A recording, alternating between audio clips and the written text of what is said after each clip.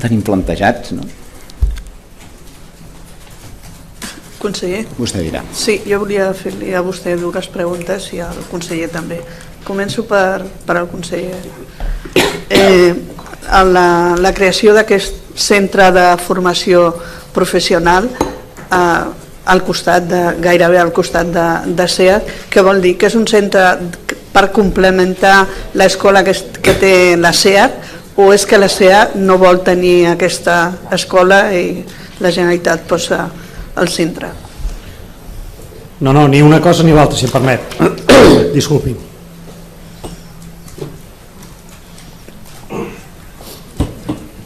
Del que es tracta és de sumar sinergies i integrar. La llei de formació professional que està en aquests moments al Parlament i el pla de formació professional del govern tenen la vocació d'integrar els diferents subsistemes que avui existeixen en el camp de la formació professional, i al mateix temps aquest centre el que persegueix és sumar diferents actors i protagonistes. La vocació d'aquest centre és que tingui una vocació integral en el camp de la formació professional per l'automoció. Què ens trobem aquí? D'una banda, l'oportunitat de la SEAT amb la seva escola d'aprenents fa escassament 2 anys, encara no, aquest any passat, va aconseguir l'homologació com a títol oficial amb la formació dual. De l'ordre de 75 a 90 xicots cada any comencen el curs, són 3 cursos, i amb un nivell d'integració laboral i professional molt elevat. Aquesta és la formació que la SEAT fa en les seves instal·lacions avui a la zona franca i que s'ha mostrat disposada a integrar i a ampliar, que hi hagin més places de formació dual també per altres empreses interessades que vulguin també contractar ja amb un contracte laboral de formació a una part dels seus futurs treballadors, aprenents. 2. La formació ocupacional que es fa des del SOC o des d'ajuntaments, en aquest cas en l'àmbit de l'automoció. Integrar-los també en aquell espai de referència territorial, però sobretot sectorial, de la indústria de l'automòbil. 3. La formació ocupacional contínua que puguin impulsar patronals, gremis, sindicats relacionades amb l'automoció que també es puguin d'alguna manera integrar en aquest centre. I finalment, això ja més a mig termini, pensar que la formació professional reglada, la inicial, la d'ensenyament, pugui també derivar alguna línia específica o de nova ampliació d'alguna que es faci en aquests moments, per exemple a l'Institut de Sant Feliu, en aquest nou centre el dia de demà, l'any que ve o d'aquí algun curs. En definitiva, que es converteixi en un gran centre de formació de l'automoció.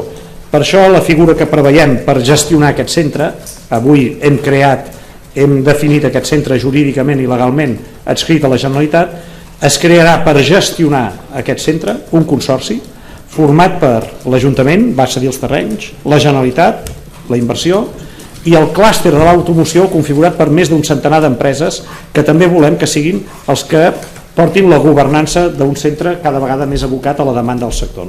Per tant, no es tracta ni de substituir, ni d'uns deixaran de fer perquè ho facin uns altres, no. En farem més de la que es fa d'una manera més integrada i creiem que molt més eficaç. Conseller Homs, per vostè dues preguntes. D'on traurà la Generalitat els 300 euros que ha de tornar a Acciona i els 1.000 milions que demana Acciona per aquest tema? 300 euros vol dir 300 milions. 300 milions d'euros. 300 euros li puc donar jo també. Carai, quina sort que té. 300 milions d'euros més els 1.000 milions d'euros que demana, segons ha dit Acciona.